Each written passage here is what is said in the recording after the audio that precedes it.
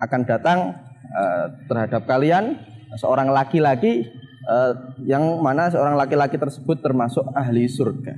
Kemudian orang tersebut datang lagi dengan sifat yang sama, yaitu dia mententeng sendalnya dan jenggotnya ini masih meneteskan air ya, habis wudhu. Kemudian gabung bersama Rasulullah. Hari ketiga Rasulullah juga berkata sedemikian. Saya telu alaikum rajulun min ahlil jannah. Orang itu datang lagi dengan sifat yang sama. Akhirnya para sahabat ini penasaran. Siapa sih orang ini? Amal apa yang dia perbuat?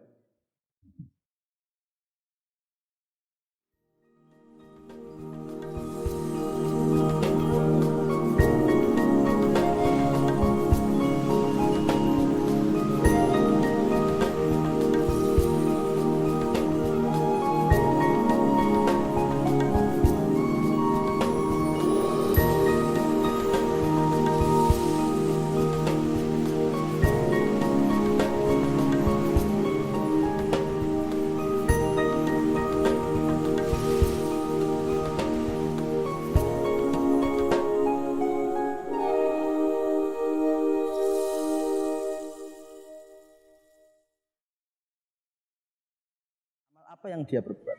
Akhirnya ada salah satu sahabat yang mana nama beliau adalah sahabat Abdullah bin Amr bin As. Beliau kemudian setelah orang laki-laki itu pulang menuju jalan pulang, sahabat Abdullah bin Amr bin As ini mengikuti dari belakang. Kemudian bilang, Pak, mohon maaf, boleh tidak saya nginap di rumahnya jenengan?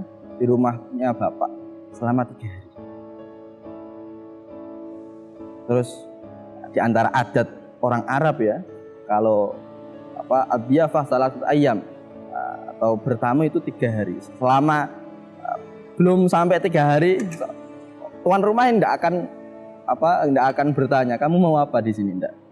Juga tidak akan mengusir kamu ngapain di sini lama-lama. Pulang sana, enggak seperti itu. Ya, di antara adat orang Arab seperti itu. Kemudian orang itu berkata ke sahabat Abdullah bin Amr bin As, iya tidak apa-apa, silahkan, ahlan wa sahlan, mari datang ke rumah saya, mari nginep di rumah saya. Kemudian sahabat Abdullah bin Amr bin As ini pulang bersama orang tersebut ke rumahnya. Sampai di rumah, ini silahkan kamu nginep di sini, gini. Di hadis tersebut dijelaskan bahwa sahabat Abdullah bin Amr bin As ini nginep bareng dengan seorang laki-laki tersebut. Kemudian sahabat Abdullah bin Amr bin As mulai mengawasi gerak-geriknya, amal-amalnya yang dilakukan oleh lelaki tersebut. Apa sih kira-kira amalnya ini? Sehingga Rasulullah itu mencap dia sebagai ahlul jannah, ahli surga. Sampai 3 kali, tidak cuma 1 kali tapi sampai 3 kali. Diawasi selama 3 hari, diawasi. Kemudian intinya sampai hari ketiga sahabat Abdullah bin Amr bin As ini tidak menemukan hal yang spesial. Apa sih amalnya? Orang amalnya amal biasa saja. Ya. Kenapa Rasulullah kok bisa sampai menstempel orang ini sebagai ahli surga? Kemudian pada hari ketiga sahabat Abdullah bin Amr bin As ini menjelaskan maksudnya kepada seorang laki-laki tersebut. Pak, sebetulnya saya di sini hanya penasaran dengan sabdanya Rasulullah SAW, yang mana sabda beliau, saya telu alaikum rajulun min ahlil jannah, bakal datang seorang laki-laki yang mana laki-laki tersebut adalah orang ahli surga. Kemudian jenengan Bapak ini yang datang itu selama 3 kali berturut-turut, 3 hari dan 3 kali ini Bapak selalu datang. Bapak termasuk ahli surga. Saya penasaran, amal apa ya yang membuat Bapak ini bisa sampai termasuk ahli surga dengan sabda Rasulullah SAW tersebut. Akhirnya bapak itu tidak mau ngaku. Ya amal saya ya kayak gitu, yang kamu lihat selama 3 hari ini. Ya kayak gitu. Nah, kemudian sahabat Abdullah bin Amr bin As masih penasaran. Apa sih Pak? Ya kayak gitu yang kamu lihat. Oh ya udah Pak lah, tidak apa-apa. Akhirnya sahabat Abdullah bin Amr bin As, karena ini sudah 3 hari ya, beliau mau pamitan. Kemudian bilang, ya udah Pak, saya mau pamit, mau pulang. Terima kasih banyak atas penghormatannya, terima kasih banyak atas tumpangannya. Saya mau pulang. Kemudian ketika sahabat Abdullah bin Amr bin As jalan mau pulang, dipanggil sama bapak itu. Nak sini. Gih Pak, gimana? Iya, amal saya ya kayak gitu yang kamu lihat itu.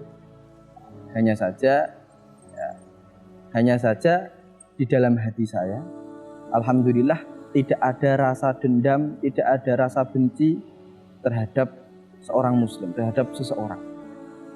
Alhamdulillah tidak ada rasa benci, dendam, dengki, iri, alhamdulillah tidak ada. Akhirnya sahabat Abdullah bin Amr bin As mengatakan, oh ini apa? Ternyata amal jenengan yang menjadikan jenengan min ahlil jannah. Wahyal lati la nutiquha. Amal inilah yang kami ini tidak mampu. Nah, dari hadis ini bisa kita simpulkan bahwa penting sekali kita menjaga hati kita dari penyakit-penyakit hati, kotoran-kotoran hati, ya, termasuk sombong, iri, dengki sama orang lain, ini benci sama orang lain, tidak seneng, kemudian meremehkan orang lain, dan banyak sekali penyakit-penyakit hati yang harus kita jauhi. Dan ulama kita dari dulu hingga sekarang selalu mewanti-wanti jangan sampai hati kita ini terkena penyakit hati seperti itu. Jika badan kita ini apabila sakit, zahir kita apabila sakit, kita langsung bergegas ke dokter untuk berobat. Apabila hati kita kotor, apabila hati kita sakit, min babi aula. Harusnya kita harus lebih takut apabila hati kita sakit daripada hanya sekedar zahirnya yang sakit. Maka hendaknya kita mulai mendekatkan diri kepada para ulama, para pembersih hati, para pensuci hati, para ulama yang selalu mengajak kita terhadap taqwallah fisirri wal alan, untuk menjauhi hal-hal maksiat, hal-hal keburukan. Hendaknya mari kita mendekatkan kepada para ulama. Hafizahumullahu. Sallallahu ala sayyidina Muhammadin. Assalamualaikum warahmatullahi wabarakatuh.